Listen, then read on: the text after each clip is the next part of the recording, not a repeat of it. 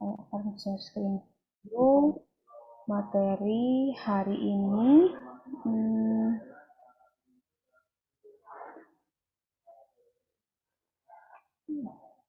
Nah, ini sebentar. Minggu lalu kita sudah belajar terkait metode evaluasi, 2 ya, price multiple, dan 1 yang menggunakan present value method. Kemarin kita belajar bagaimana mengevaluasi perusahaan berdasarkan cash flow dividen payout ratio, dividen payout-nya gitu ya. Nah, masih ingat teman-teman ketika menghitung terminal value yang kita gunakan ukuran apa nih yang kita cek polanya? Apakah dia sudah stabil atau belum? Apakah dia sudah membentuk equity atau belum?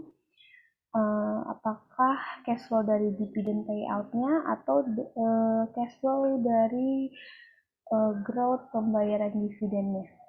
Masih ingat nggak?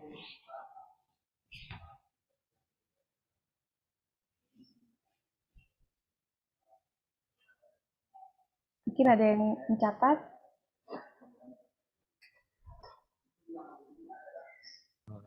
Cash flow dari dividen yang dibayar. Oke, ada yang lain? Yang beda dengan Mas Tio? Semuanya sama nih.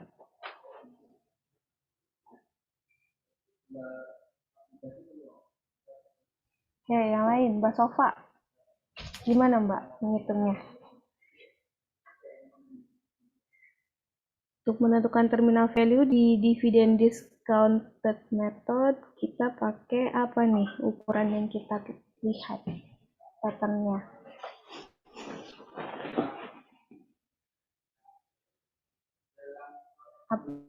Dari mananya nih? Dari pembayaran nilai dividennya atau dari growth pembayaran dividennya?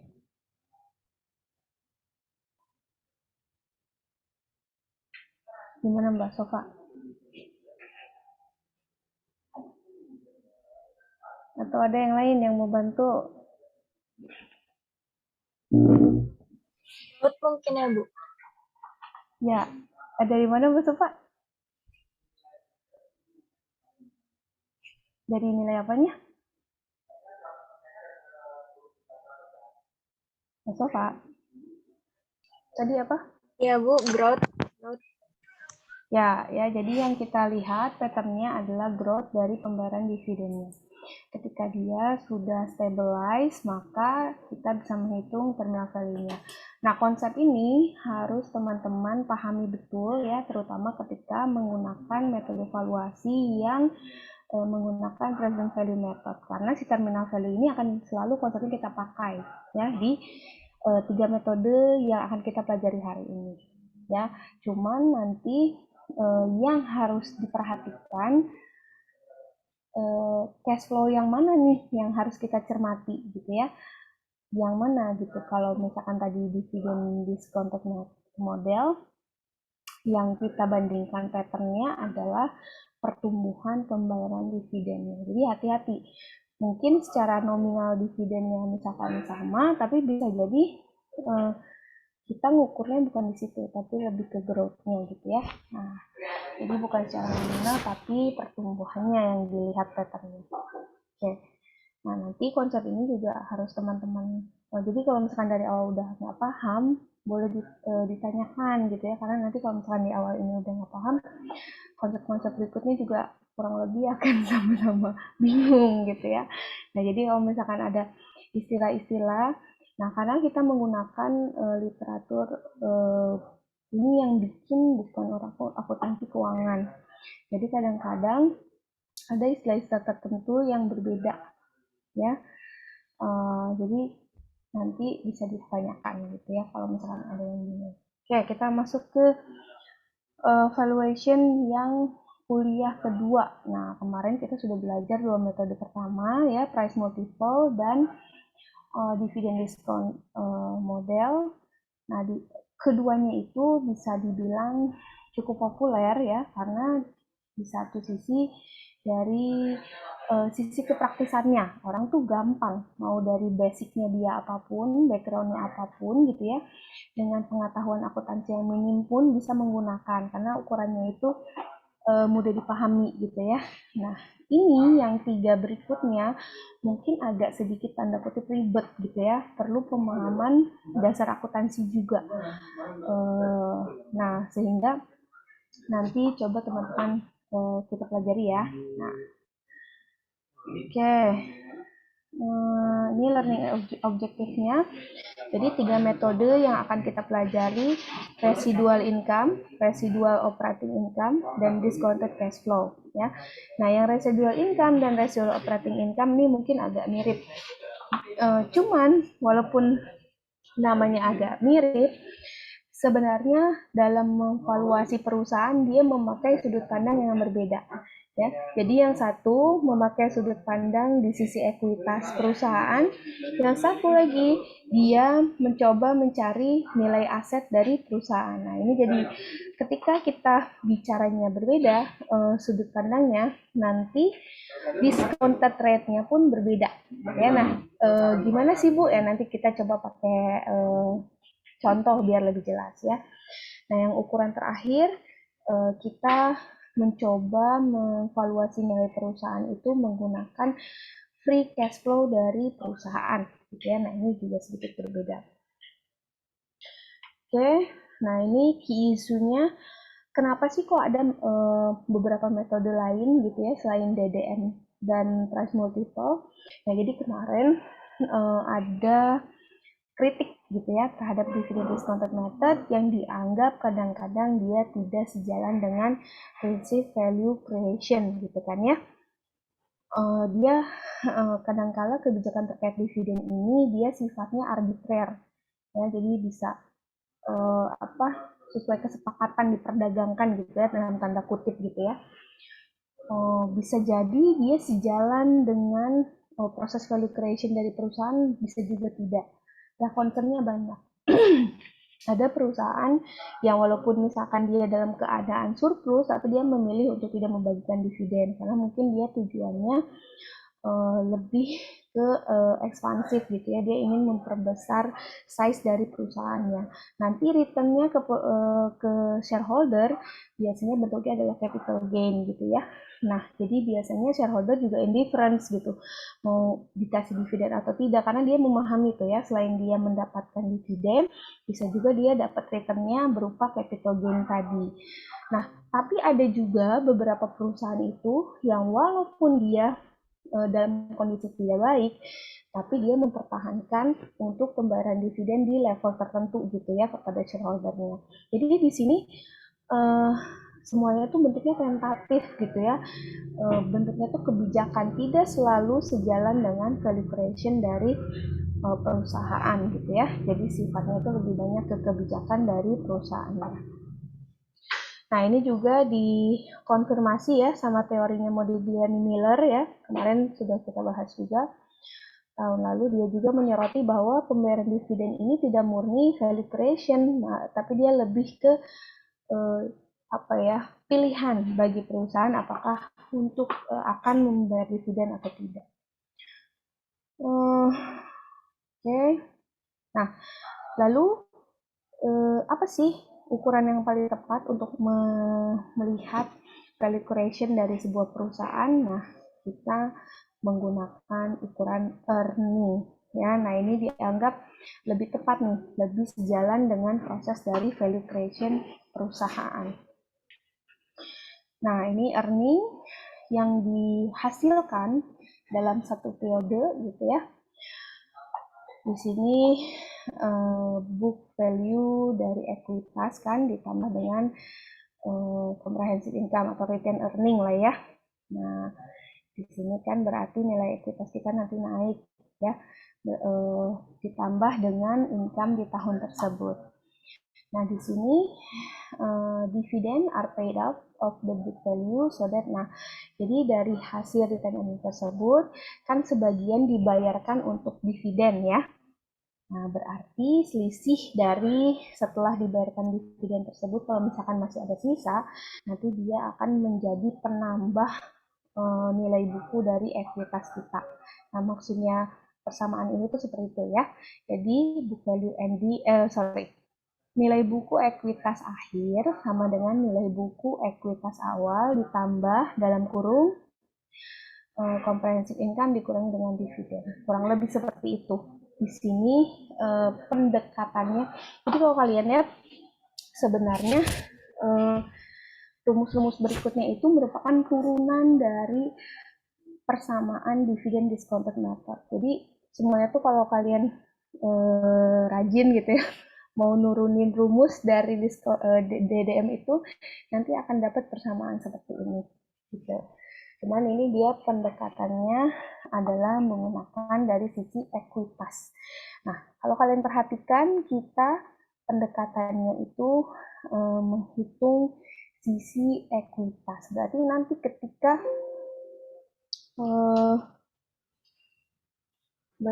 nanti melakukan present value, kita menggunakan discount rate yang mana? Apakah cost of capital of equity, cost of capital of debt, atau cost of capital the firm? Atau RWACC. Kira-kira kita pakai yang mana?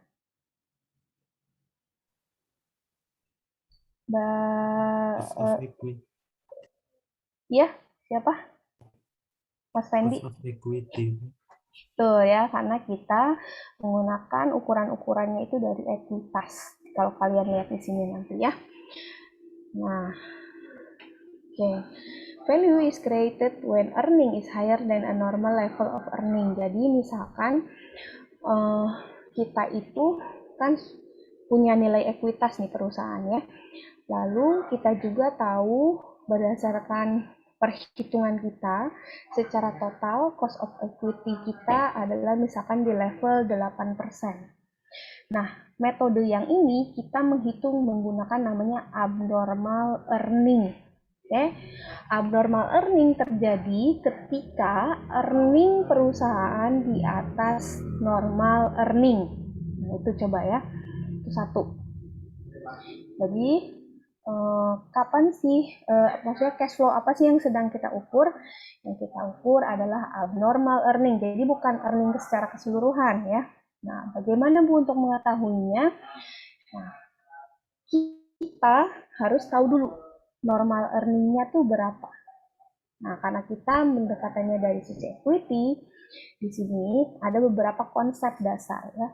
Biasanya perusahaan akan berinvestasi dalam required rate of return tertentu ya. Nah, kalau di sini untuk menghitung abnormal earning berarti kita bandingkan earning tahun itu ya atau comprehensive income dikurangi dengan normal earning level kita. Nah, normal earning level kita dari mana? Kita hitung required return equity dikalikan dengan investment kita. Ya, nanti dicoba lebih jelasnya. Maksudnya gimana sih Bu? Nanti ya, coba kita lihat. Nah ini, jadi tadi abnormal earning adalah net comprehensive income ya dikurangi dengan normal earning kita. Cara menghitungnya adalah required return on equity dikali beginning of period book value. Ya. Nah, ada satu konsep yang harus kita pahami lagi, terminal value sama ya dengan DDN kemarin. Nah, di sini dia terminal value-nya juga ada dalam 3 bentuk ya. Nilainya 0, continue in at perpetuity, continue in perpetuity with growth. Nah, di sini pertama abnormal earning valuation nilainya 0. Nih, kalian bayangkan ya, kalau misalkan abnormal earning nilainya 0 tuh maksudnya apa?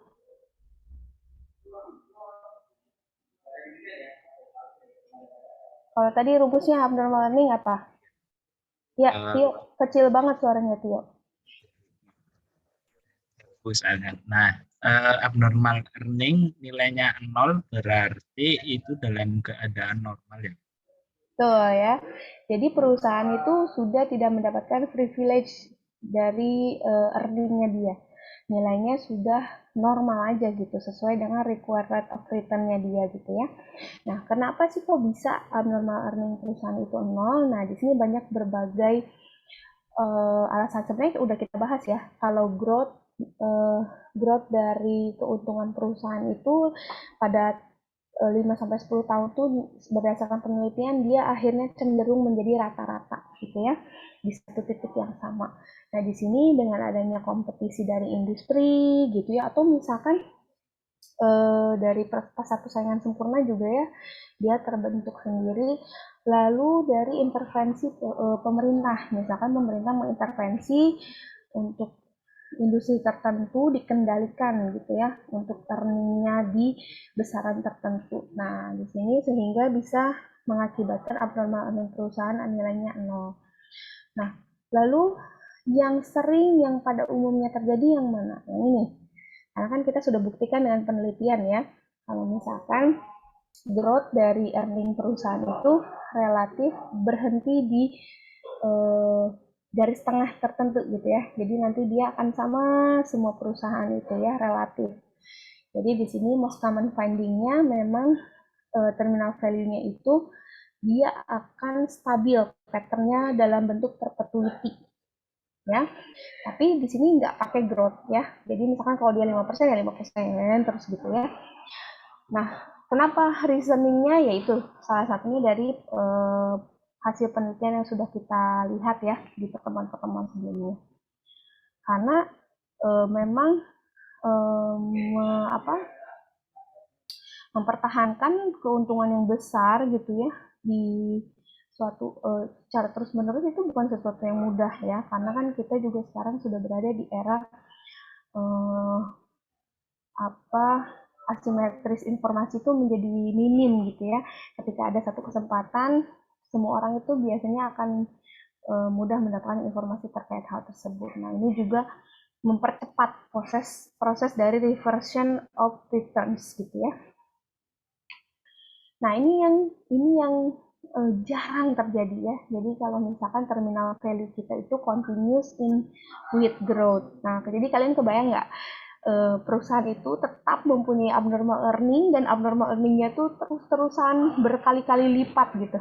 Jadi misalkan dia perpetuity-nya 5%, berarti growth dari abnormal earningnya tuh 5% terus-terusan nih sepanjang sampai going concern sampai tak hingga gitu ya. Nah ini kan sesuatu yang sangat jarang terjadi gitu ya, mengingat yaitu tadi kompetisi dan pasar pada umumnya kita sudah pasar persaingan sempurna ya, kecuali ada hal-hal tertentu kemarin kita sudah bahas ya, seperti misalkan monopoli atau oligopoli. Nah itu mungkin dia menjadi price maker dia ya, bukan price taker. Nah sehingga kesempatan ini bisa dia gunakan.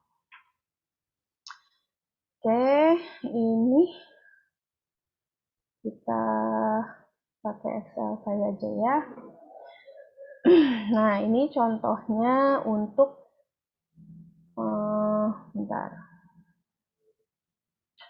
untuk abnormal earning ya. Nah, ini perusahaan Charles Company, dia keadaan di 2004 seperti ini ya. Jadi untuk menghitung abnormal earning, teman-teman harus tahu dulu tadi kan rumusnya book value of equity awal ya ditambahkan dengan comprehensive income dikurangi dengan dividen. Nah, berarti kalian harus tahu semua angka itu ya. Nah, di sini book value of equity awalnya sudah diketahui, kita forecast. Begitu juga dengan comprehensive income-nya ya. Net comprehensive income-nya.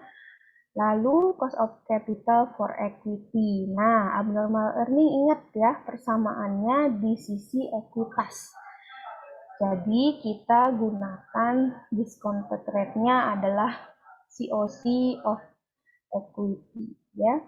Nah, di sini kebetulan nilainya adalah 0,14. Nah, ini terusannya ya. Kalau ini kan 1 tambah R Ini 1 tambah R kuadrat dan seterusnya. Nah, di sini menghitung terus ketika kita tahu CSP, book value of equity, dan cost of capital for equity, kita juga harus menghitung abnormal earning-nya. Tadi ingat rumusnya ya. Abnormal earning adalah comprehensive income ya dikurangi dengan normal earning. Nah, coba menghitung normal earning-nya gimana? Book value of equity dikalikan dengan estimate cost of capital for equity, gitu ya. Nah, jadi di sini kan, jadi sebetulnya abnormal normal earning-nya itu adalah di sini book value of equity ya dikalikan dengan cost of capital equity ya. Nah, lalu abnormal earning itu menghitungnya gimana? Nah, ini kita hitung comprehensive income kita dikurangi dengan normal earning. Konsepnya gitu ya. Nah, sampai sini ada yang mau bertanya, boleh silakan.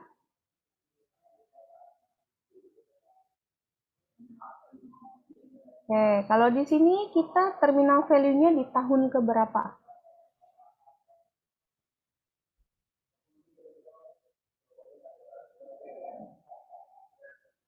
Ayo, tahun keberapa? Tahun berapa deh, bukan tahun keberapa. 2008. 2008. Nah, berarti kita rumusnya ini apa nih? Perpetuity with growth atau nol?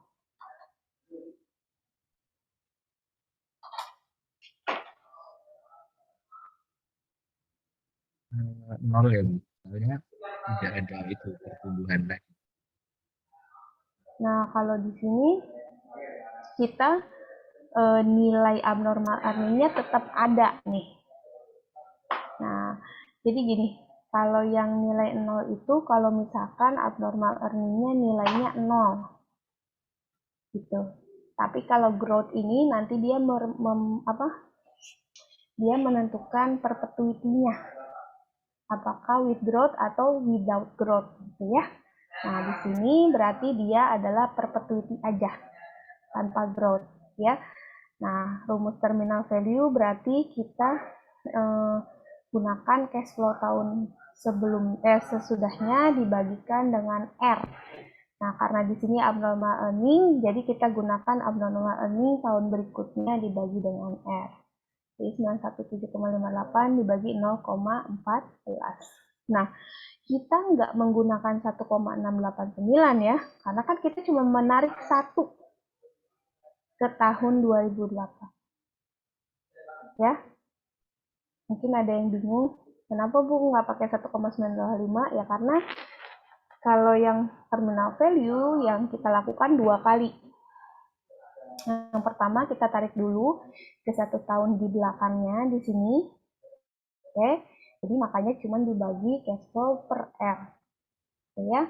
Nah, nanti teman-teman tarik lagi dari sini ke 2004. Nah, makanya kalau yang ini teman-teman membaginya angka terminal value dibagikan dengan 1,689 atau 1 plus R pangkat 4 gitu ya. Nah, berarti kita punya cash flow apa saja nih? Kita punya terminal value, ini 917 ditarik ke sini, dan yang 4 ini nih, 852, 891, 917, dan 918 disandingkan dengan masing-masing cost of capital discounted-nya ya. Nah, kita akhirnya dapat totalnya sekian. Nah, setelah kita jumlahkan, maka total value kita adalah 15,217. Nah, berarti dengan forecasting seperti ini, nilai valuation kita untuk perusahaan adalah sebesar ini. Kok besar, Bu? Iya, karena kan kita menghitung book value of equity akhir. Jadi kita harus menambahkan dengan book value of equity awal. Nih, jadi rumusnya 8740 ditambah dengan kedua cash flow ini. Makanya nilainya jadi besar. Gitu. Karena kan ingat rumusnya ya, book value akhir sama dengan book value awal ditambah CSP dikurangi dividen. Nah, di sini sudah terwakili nih dengan abnormal earning. Nah, di sini makanya nilainya seperti ini. Yang mau tanya, silakan.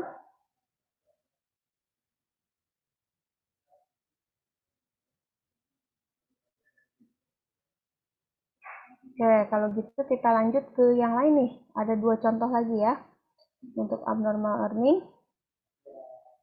Nah, ini contoh nursing home limited. Oke.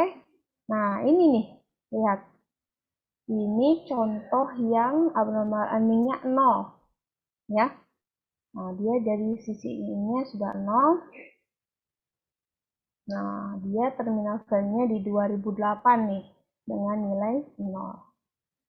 Nah, selanjutnya cash flow-nya sama, kurang lebih. Dia juga sama untuk mendapatkan total value, book value of equity ditambah dengan discounted cash flow-nya. Gitu. Nah, ini yang with growth ya. Nah, dilihat pattern-nya, growth pattern-nya naik 12% secara berkala ya sampai tahingga. Di sini 2008 berarti kita present value kan perpetuity-nya. Nah, ini berarti cash flow tahun sebelumnya setelahnya dibagi R bin G. Nah, oke. Nah, ini seperti ini. Jadi kurang lebih untuk menghitung abnormal earning. Jadi step yang pertama teman-teman hitung ya forecasting CSP-nya. Nah, sudah forecasting CSP-nya, lalu forecasting book value of equity-nya.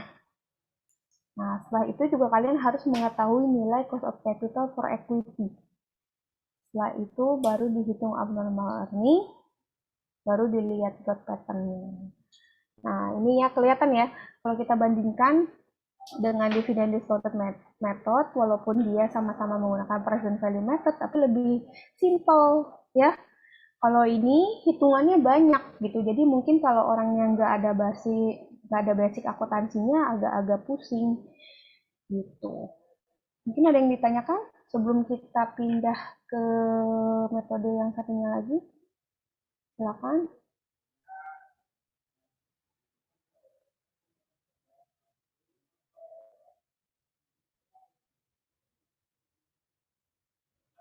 Jadi kalau dilihat-lihat sih hitungannya mirip-mirip ya untuk yang present value method itu. Kita menentukan apa yang mau di forecast. Maksudnya apa yang perlu kita forecast, lalu kita forecast angka-angkanya. Lalu growth mana yang mau kita lihat pattern-nya gitu ya. Nah, ini kan beda-beda ya. Lalu menentukan terminal value. Nanti di akhir setelah kita menentukan terminal value baru kita diskontokan semua. Gitu. Nah, karena di sini sisi kita pendekatannya abnormal earning itu dari sisi ekuitas, jadi teman-teman langsung mendapatkan nilai buku dari nilai dari ekuitas. Ya, jadi total value di sini adalah sudah nilai dari ekuitas. Sekarang kita lanjut. Ya. Ada pertanyaan di chat, Bu. Pertanyaan di chat. Oh iya. Izin bertanya, Bu. Ada yang pakai IRR, ada yang ya, IRR bisa kalau misalkan gini. Misalkan kita cuma punya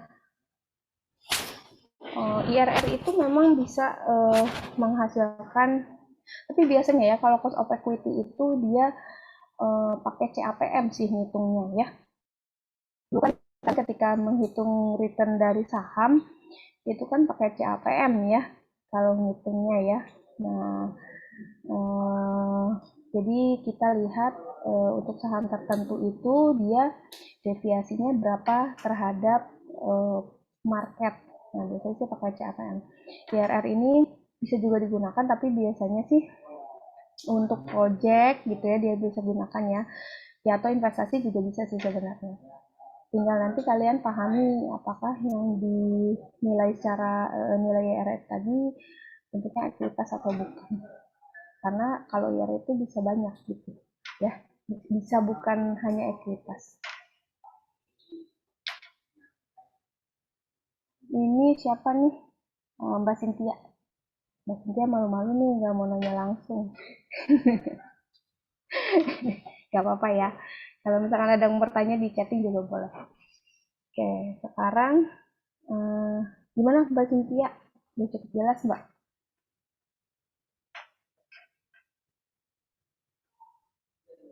Mbak Cynthia. Mungkin Sudah lagi dibalas gangguan di kali ini. komen, Bu. Oh iya ya. Oh ini mungkin lagi gangguan apa ya? Oke.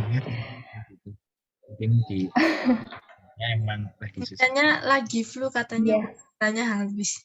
Oh iya ya, nggak apa-apa, nggak apa-apa.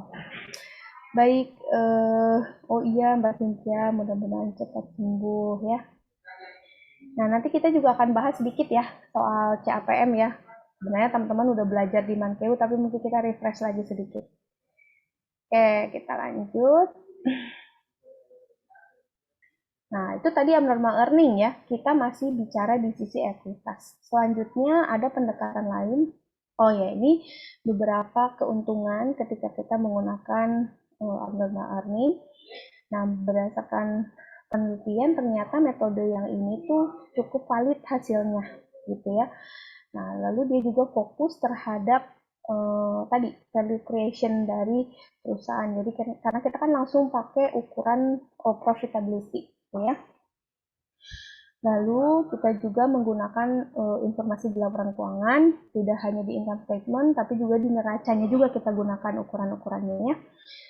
Mulai masuk nih pakai ukuran accrual accounting dan dia versatil. Nah, tapi disadvantages-nya apa? Nah, itu tadi saya bilang, karena ini agak rumit, maka dia agak kesulitan tuh kalau orang-orang yang tidak punya basic accountancy. Lalu horizon juga ya. Ketika kita forecasting, basisnya harus akurat. Kalau basis laporan keuangannya tidak akurat, maka nanti forecastingnya juga kurang baik gitu ya. Nah, ini untuk metode yang kedua, discounted abnormal operating income method. Nah, jadi kalau tadi kita geraknya tuh lebih besar ya, kita gunakan ukurannya itu CSP atau comprehensive income dan apa tadi? Dan normal earning ya. Nah, di sini kita masuk ke sisi operasional perusahaan. Jadi kita ngukurnya dari situ. Nah, di sini fokusnya adalah on operating income from net operating asset as the measure of value creation. Jadi kita gunakan ukuran value creation-nya itu bukan comprehensive income, tapi NOVAT. Ya, operating income. Okay, how to value the firm? By valuing the firm asset, equity sama dengan uang dikurangi net debt. Oke ya, jadi ekuitas sama dengan aset dikurangi dengan utang ya. Dan aset sama dengan utang tambah ekuitas. Nah, ini dibalik nih. Lalu CSP sama dengan NOVAT dikurangi net financing expenses. Value of equity, book value of equity ditambah present value dari abnormal earning, value of operating asset, sama dengan book value of asset ditambah present value abnormal operating earning. Nah, ini kan yang tadi value of equity, nah ini sekarang kita masuk ke value of operating asset. Oke. Kalau kalian perhatikan, di sini kita mainnya adalah di value of asset. Oke, kalau value of asset, kira-kira kita gunakan discounted rate-nya, discounted rate yang mana? Ayo, WACC ya. ROACC ya, karena kita sedang bicara aset. Jadi value dari firm secara keseluruhan. Berarti di situ untuk mendiskontokan angka-angkanya kita gunakan RWACC ya, karena kan dia merupakan ukuran diskon rate, ukuran secara keseluruhan perusahaan gitu ya. Kita sudah tidak bicara ekuitas tersendiri atau utang tersendiri gitu ya, tapi sudah mengcombine keduanya. Nah, sehingga teman-teman, walaupun di sini namanya mirip-mirip, tadi kan abnormal income, sekarang operating income, tapi diskon rate-nya beda. Ya, karena tadi abnormal earning kita mainnya di sisi ekuitas, hitung persamaannya. Makanya gunakan cost of capital equity. Tapi kalau operating income, abnormal operating income method, kita mainnya di aset. Nah, jadi nanti diskon rate-nya adalah RWACC. Jadi hati-hati ya. Nah, sampai ketukar-tukar.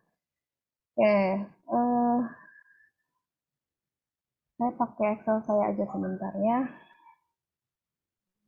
Nah, ini mirip nih konsepnya dengan tadi abnormal earning. Normal operating income-nya adalah RWACC dikalikan dengan NOA. Ya. Jadi step yang pertama untuk menghitung operating income method ini, teman-teman harus memforecast dulu NOPAT. Ya. Setelah memforecast NOPAT, teman-teman forecast nilai dari asetnya. Nah, lalu karena kita bermain di aset, ya kan kalau valuasi itu sebenarnya tujuan akhirnya adalah nilai dari ekuitas. Nah, kita pakai persamaan akuntansi ketika kita punya nilai aset, ya, dan kita punya mencari nilai ekuitas, maka kalian harus mengurangkannya dengan nilai utang, ya, karena aset sama dengan utang tambah ekuitas. Paham? Atau mungkin ada yang bertanya, silakan. Langsung ketawa gini. Nih kan total aset itu sama dengan total liabilities ditambah total equity gitu ya. Nah, jadi kalau misalkan kita menghitung normal operating income kita diskontokan, kita itu tahunya itu adalah nilai aset. Padahal kalau valuation di sini maksudnya valuation perusahaan yang kita cari itu nilai apanya? Equity-nya aja. Nilai equity-nya aja. Jadi nanti ketika kalian dapat hasil present value-nya itu harus dikurangkan dulu dengan nilai liability-nya. Begitu, bedanya itu. Karena kan ini pendekatannya kita carinya nilai aset, bukan nilai ekuitas langsung kayak sebelum-sebelumnya. Kalau yang dividend discounted method sama abnormal earning, dia yang kita cari adalah nilai dari ekuitas, gitu ya. Oke, coba kita lihat satu-satu. Bagaimana sih menghitung abnormal operating income? Yang pertama, teman-teman forecasting nilai NOPAT, ya, net operating profit after tax dari tahun 2005 sampai 2010. Lalu nilai aset, ya, sampai 2010. Dan di 2004 kalian juga tahu book value of debt-nya berapa. Jadi nilai utang itu berapa. Nah, estimate cost of capital for the firm. Nah, katakanlah ini kalian sudah dapat ya nilainya 0,16 sebagai RWACC. Nah, di sini lihat nih cost of capital for the firm. Kita pakai RWACC. Sekarang nih normal operating income adalah ROACC dikali dengan NOA. Nah, jadi normal earning-nya adalah ini. NOA dikalikan dengan cost of capital for the firm. Jadi kalau misalkan tingkat pendapatan kita setara dengan itu masih dikategorikan sebagai normal operating income. Tapi kalau sudah di atasnya, nah itu adalah abnormal operating income. Ya, NOPAT dikurangin dengan ROACC kali 0. Nah, berarti di sini yang ketiga kita menghitung abnormal operating earning. Nah, rumusnya seperti ini ya. Nah, saya tanya, kenapa NOA-nya pakai yang tahun sebelumnya, bukan yang tahun ini?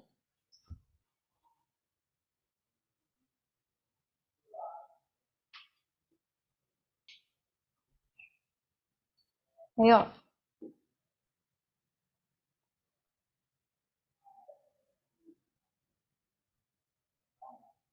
Aunur Rofik, kenapa Fik? Kenapa sih kita pakai Noah-nya tahun lalu bukan yang tahun ini? Mungkin karena yang tahun lalu itu udah jelas terrealisasi gitu Bu. Kalau yang tahun ini kita belum tahu begitu. Oke, angka angka buku dari Noah tahun lalu itu ini kan akhir ya, ending ya. Berarti kalau di tahun ini menjadi saldo apa nih? Saldo Jadi, awal ya. Ya, Fik ya. iya Bu. Nah, jadi ketika di sini berarti untuk mendapatkan aset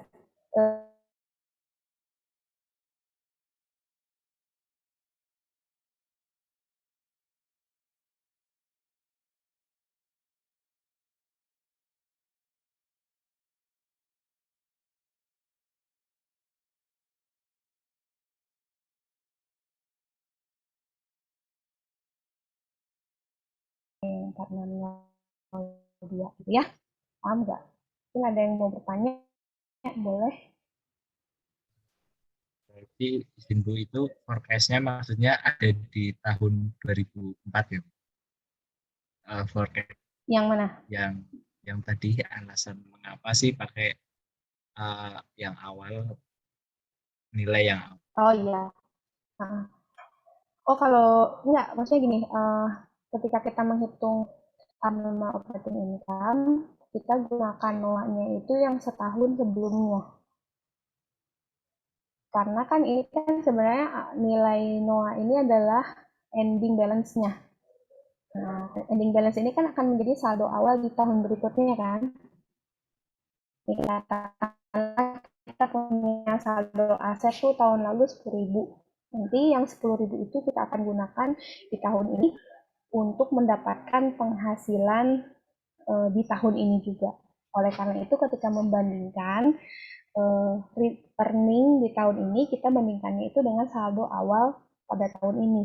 Nah, saldo awal tahun ini merupakan saldo akhir di tahun sebelumnya gitu kan ya. Kayak gitu. Yang lain gimana? Ada yang kayak masih bingung nggak?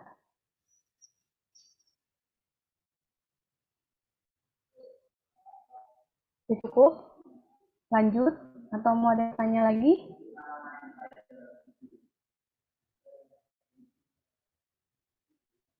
Nanda, udah paham Nanda?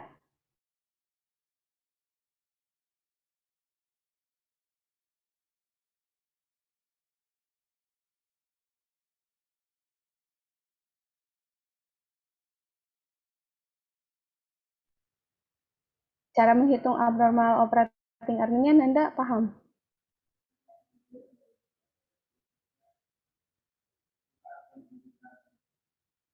Insya Allah Bu agak paham. Ya, jadi intinya adalah teman-teman bandingkan nilai nolnya dengan normal earning-nya, dengan normal operating earning-nya. Cara menghitung normal operating earning gimana? Kita bandingkan ending balance NOA tahun lalu dengan dikalikan dengan RWACC-nya, gitu ya. Nah, nanti di sini kita dapatkan nilainya sekian sampai tahun 2010. Oke. Nah, setelah kita dapat nilainya, kita lihat growth pattern-nya. Nah, di sini dia unit growth berarti ya sebesar 15%. Nah, sekarang kita hitung di 2008 untuk terminal value-nya cash flow tahun depan, setahun setelahnya dibagi dengan R-G. Ya, jadi nilainya adalah 9. Oke. Nah, ketika kita satukan, dikontokan ya semua cash flow yang kita miliki, dapatlah total value of the firm. Nah, karena operating earning ini dia mainnya di aset, nanti yang kalian dapatkan adalah nilai aset. Ya, makanya untuk mendapatkan nilai equity, kalian kurangkan dengan nilai debt-nya. Tadi kan kita sudah tahu ya saldonya ya. Nah, ini adalah total value of equity hasil valuasi teman-teman. Nah, ini bedanya. Jadi, untuk operating income valuation, karena dia pendekatannya adalah di sisi aset, maka nanti nilai dari present value-nya harus dikurangkan dengan saldo utang.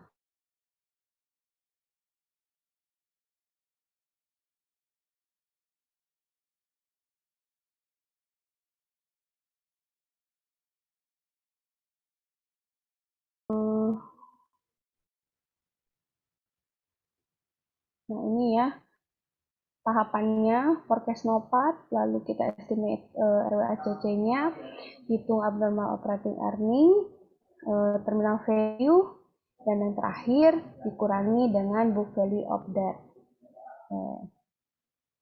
Ini tadi sudah kita bahas.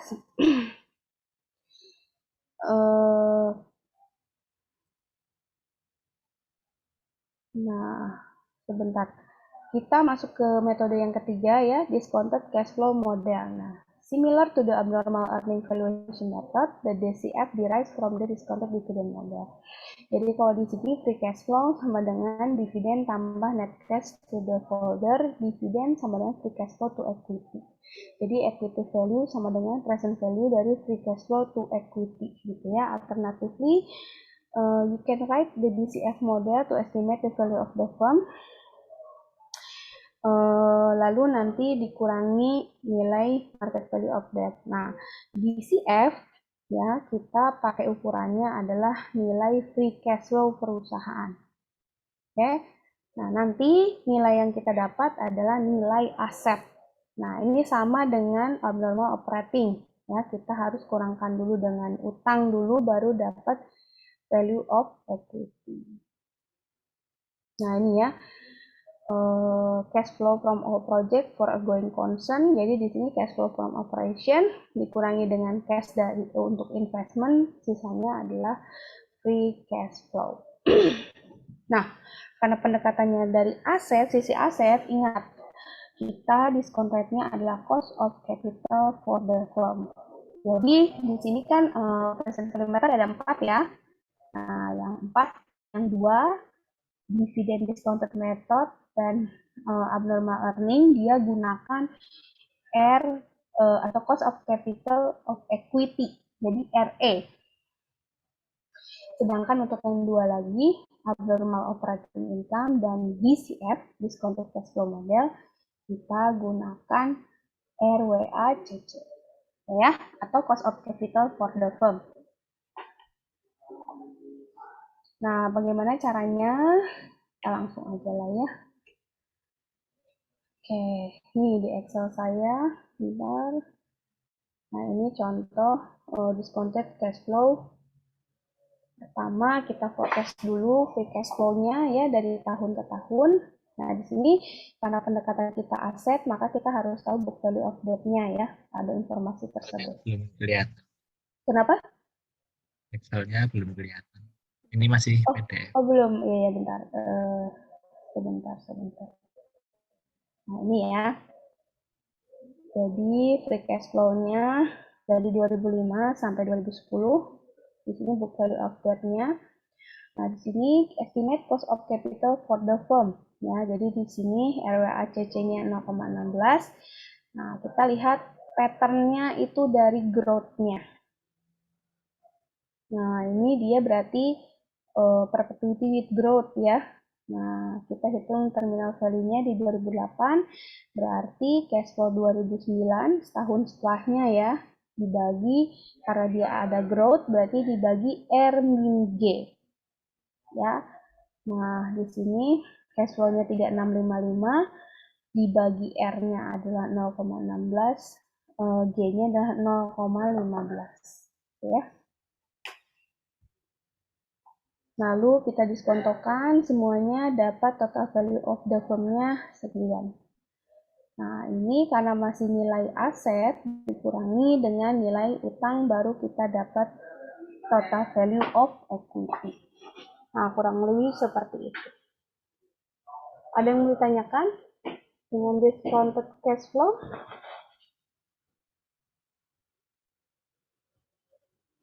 Masih sama ya, Izin, Bu. mirip-mirip. Ya, silakan.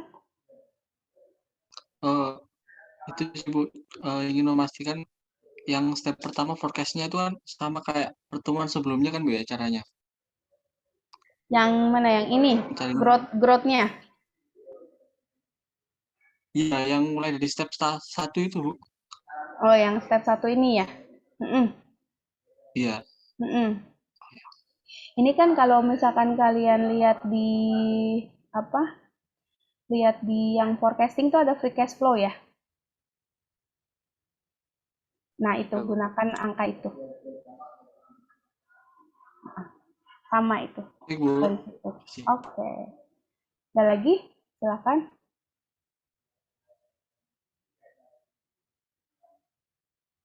Oke, kita lihat ininya deh kalau butuh pro dan con-nya ya. Nah, ini untuk discounted cash flow valuation, advantages-nya apa? Easy. Ya, sangat mudah. Konsep cash flow itu lebih mudah dipahami gitu ya untuk beberapa orang. Lalu dia juga familiar nih. Jadi kita langsung dengan angka free cash flow kita dapatkan dari laporan keuangan, langsung kita present value-kan gitu ya, lebih mudah. Nah, tapi disadvantages-nya adalah ketika kita bicara cash flow, ya bisa jadi dalam periode pendek dia menjadi tidak akurat. Contohnya, misalkan Mbak Patricia itu perusahaannya baru saja bekerja sama melakukan kerjasama leasing misalkan ya, dia membayar cukup besar di awal gitu ya, atau misalkan dia mau sewa lah gitu ya, sewa tapi sewa bangunan tapi dibayarnya untuk 3 tahun itu langsung di awal gitu sama Mbak Patricia dibayarnya. Nah, kalau kita sudut pandangnya hanya 1 tahun gitu ya, bisa jadi si cash flow statement ini kurang menunjukkan realitanya gitu ya, walaupun secara akrual kan harusnya biaya sewa tersebut dibebankannya secara proporsional selama 3 tahun gitu ya. Tapi di sini free cash kalau dilihat dari angka cash flow-nya kan seolah-olah perusahaan itu kurang baik, misalkan merugi ya. Tapi kalau kita bandingkannya dengan sisi akrualnya sudah disesuaikan secara proporsional gitu ya. Sebenarnya kenyataannya perusahaannya baik-baik saja. Nah, di sini perbedaan time horizon ini mengakibatkan bisa jadi ada miss gitu ya, terutama kalau misalkan analisisnya dalam jangka pendek. Nah, di sini forecastingnya itu memerlukan long forecast horizon gitu ya, untuk melihat cash inflow from investment nih, misalkan particularly when investment are growing. Oke. Lalu agak kesulitan juga kita memvalidasi free cash flow ya, dan lain sebagainya. Oke.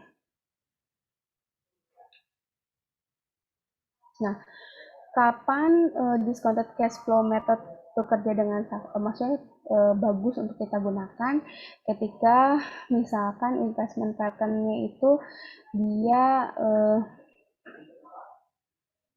memberikan free cash flow yang nilainya tuh tetap gitu ya, atau growing-nya constant rate gitu. Nah, jadi itu lebih baik kita gunakan discounted cash flow method. Nah, coba kita bandingkan DDM, DCF, dan DAE ya. Nah, kalau kalian perhatikan 3 model itu diturunkan dari dividen discount model, tapi perbedaannya fokus dalam valuation-nya. Yang satu di sisi ekuitas, yang lainnya di sisi aset, sehingga nanti kalau ketika mempresent value-kan kita gunakan discount rate yang berbeda. Yang dua menggunakan cost of capital of equity, sedangkan untuk DCF kita menggunakan ROACC gitu ya. Oke, mungkin itu aja sih ya untuk metode-metode valuasi. Selanjutnya kita refresh lagi ya untuk CAPM dan WACC. Ada pertanyaan sebelum kita pindah bahasan?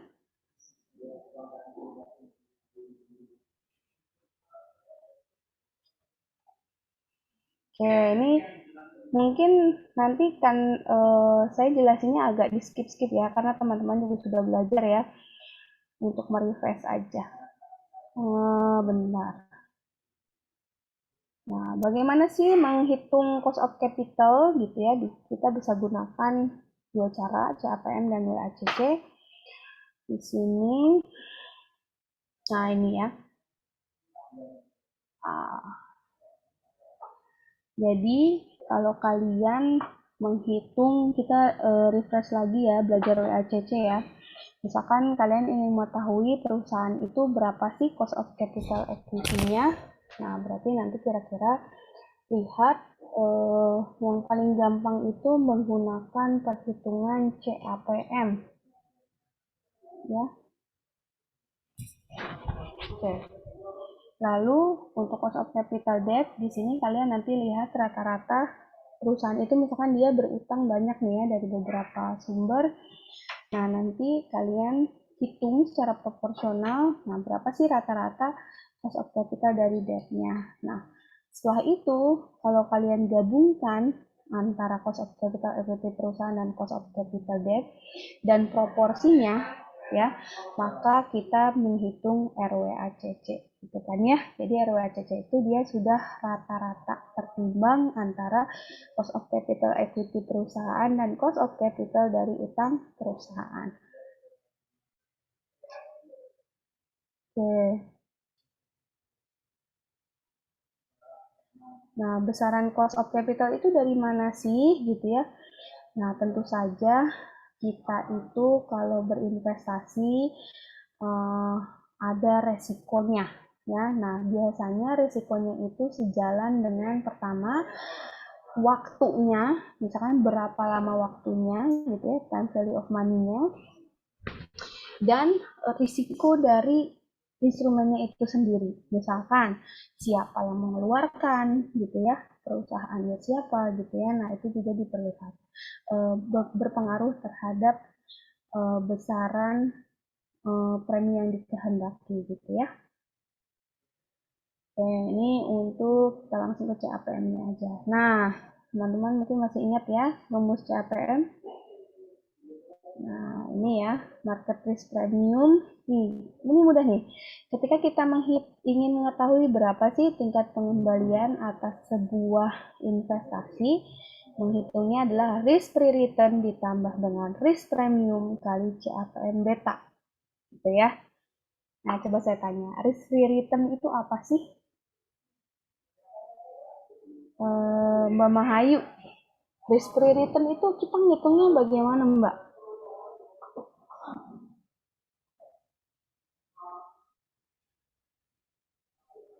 Sebentar Bu, saya agak lupa.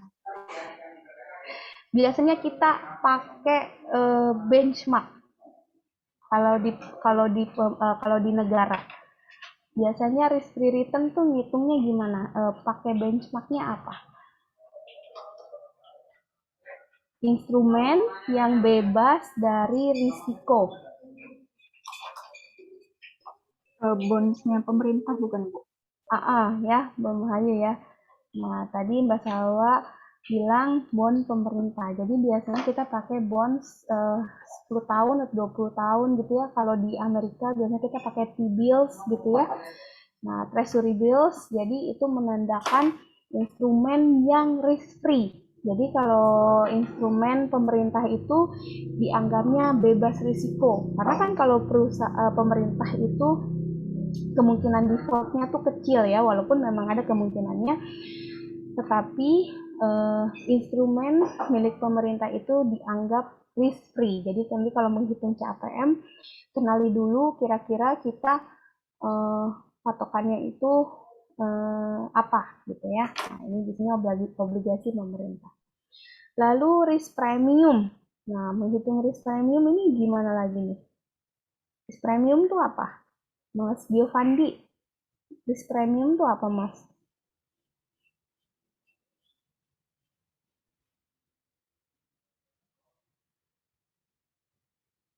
Risk premium nih apa nih, Mas Giovanni?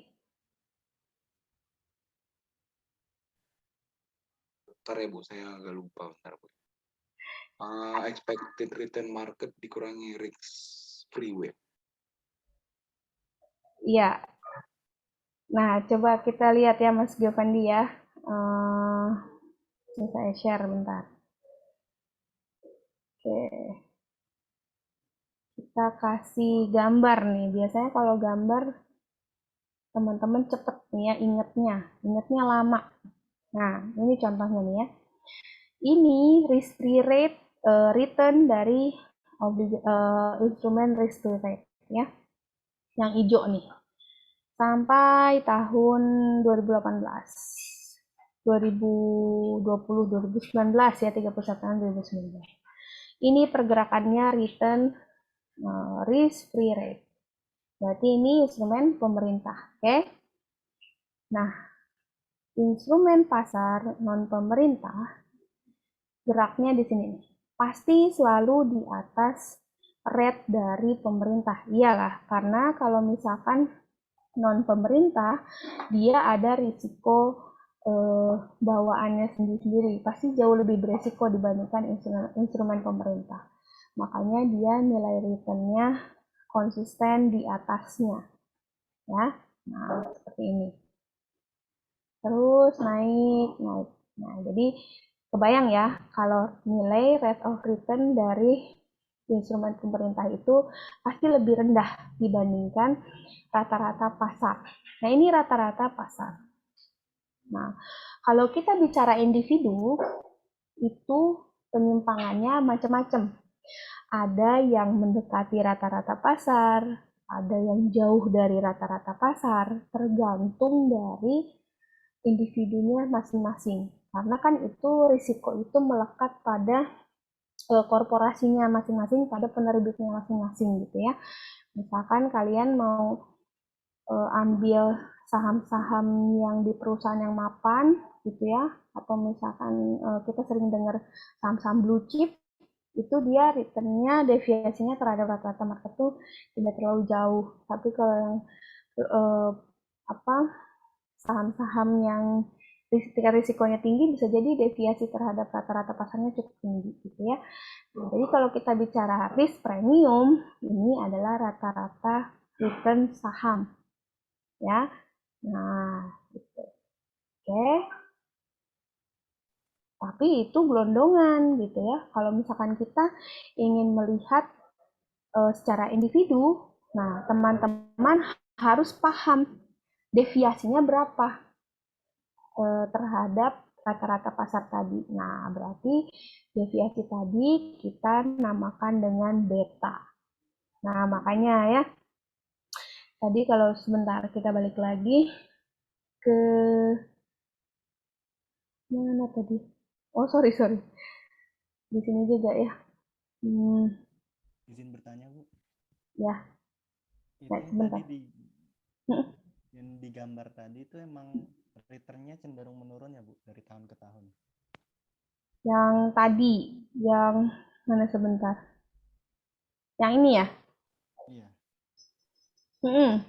Karena ini sesuai sih ya. Jadi kalau pemerintah kita itu kan waktu di 2018-19 itu ratingnya sudah naik ke investment grade. Nah, itu juga ketika risiko kita ketika rating negara kita makin tinggi, berarti kan resikonya dianggap lebih rendah dibanding sebelumnya gitu ya. Nah, dengan risiko yang lebih rendah, pasti permintaan returnnya juga makin kecil. Tapi kalau misalkan sebuah perusahaan atau sebuah negara di rating dari lembaga ratingnya itu tidak terlalu bagus, semakin buruk, maka tingkat returnnya juga dia pasti akan minta semakin tinggi gitu. Nah, kalau di sini kalian lihat sesuai ya, kan mungkin pernah dengerin berita di tahun-tahun 2019 kalau Indonesia tuh naik ke investment grade. Ini tercermin juga dari nilai returnnya mulai ikut turun. Tapi di sini kita nggak mengcapture pandemi kemarin gitu ya. Nah, itu menarik tuh untuk dilihat di 2019, 2020, 2021 volatilitasnya seperti apa. Apa jangan-jangan dia naik lagi gitu ya. Seperti itu, Mas. Gimana? Sudah paham? Atau ada yang mau ditanyakan lagi? Baik Bu, terima kasih. Oke ya. Nah, ini jadi kenapa penting kita harus, soalnya kalau misalkan kalian baca definisi, pasti agak bingung deh. Risk premium, CAPM beta, kayak kata-kata kalimatnya tuh agak mirip-mirip gitu ya. Bedanya tuh apa? Nah, kalau pakai digambarkan dengan gambar tadi, mudah-mudahan kalian paham. Jadi risk free return ini adalah nilai si obligasi acuan dari pemerintah, ya. Risk premium ini tadi yang grafik yang rata-rata dari market ditambah dengan CAPM beta itu adalah deviasinya dari individu instrumennya.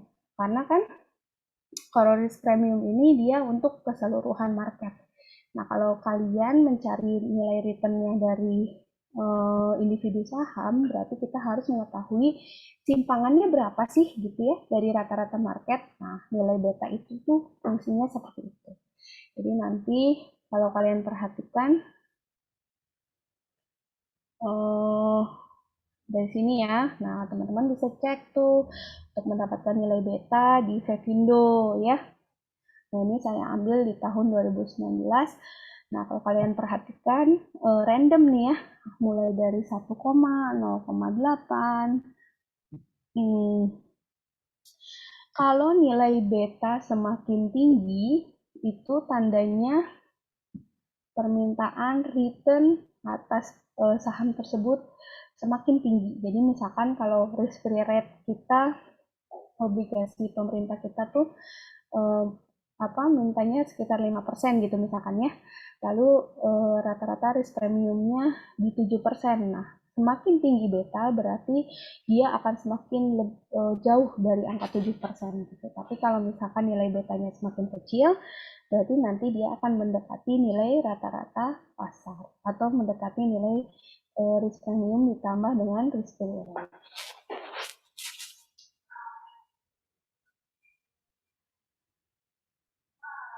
Oke ya. Ya tapi mudah-mudahan teman-teman ini ya, kan ini ulangan dari manajemen keuangan tahun sebelumnya.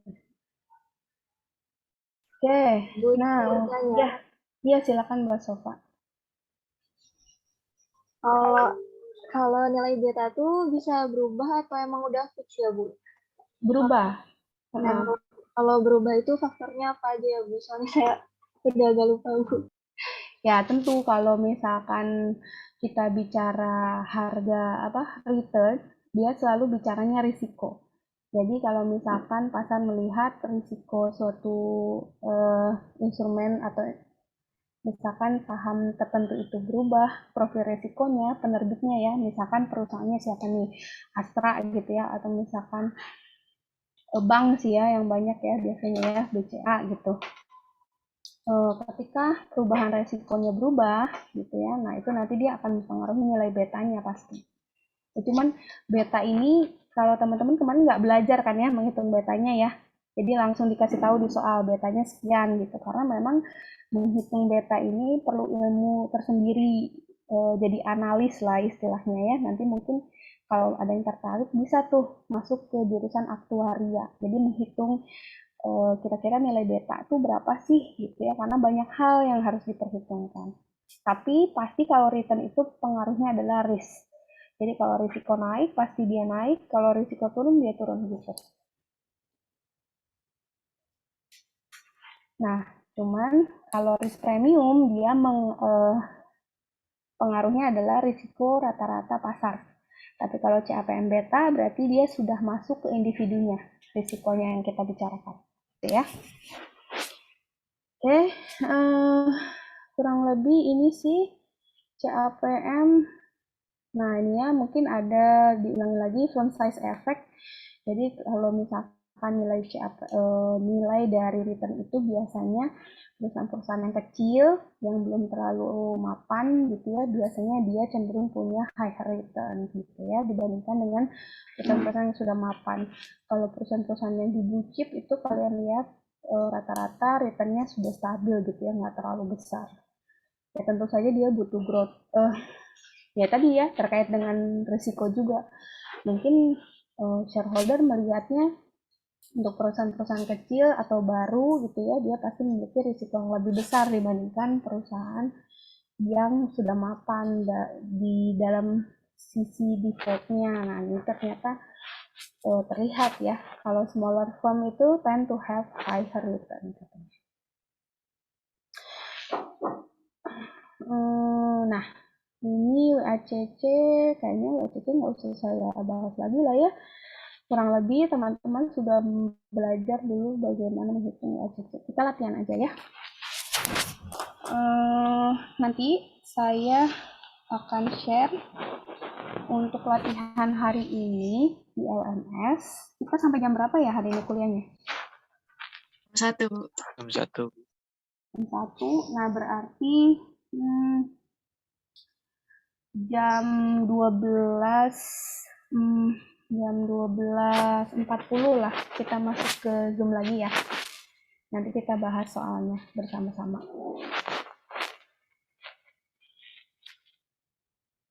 Oke, kalau begitu mungkin sekian dulu dari saya ya. Kita lanjutkan dengan latihan soal di LMS. Baik, terima kasih teman-teman. Selamat siang. Selamat siang, Bu. Terima kasih Bu.